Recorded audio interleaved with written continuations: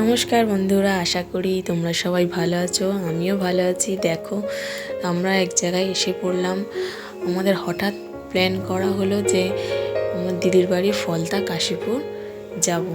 তো যাবার সময় দেখলাম রাস্তার ধারে একটা মেলা বসেছে। তো তোমাদের দাদাভাই বলল যে এই মেলাটা খুব বড় মেলা হয়, তোমাদের সন্ধ্যাবেলা দেখিয়ে নিয়ে আসবো।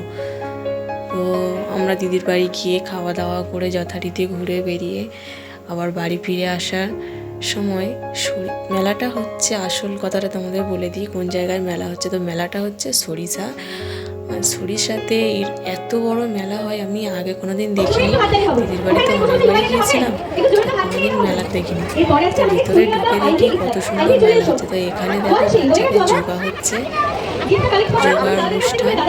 খানিকক্ষণ যোগা আমরা দেখলাম, বেশিক্ষণ থাকতে পারবো না তো, কেননা রাত হচ্ছে, দূরে যেতে হবে।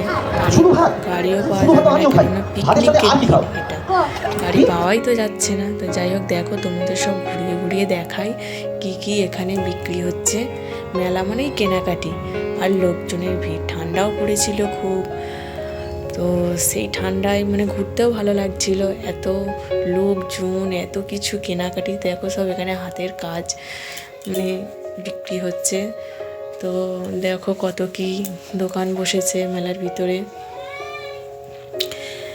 জামাগুলো এত সুন্দর লাগছিল, কিন্তু কোনো উপায় নেই, দেরি করা যাবে না। তো আমরা তাড়াতাড়ি সব কিছু দেখতে শুরু করলাম।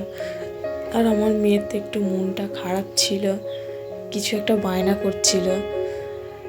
দেখো সব এখানে সব জুয়েলারি, কত কিছু বিক্রি হচ্ছে।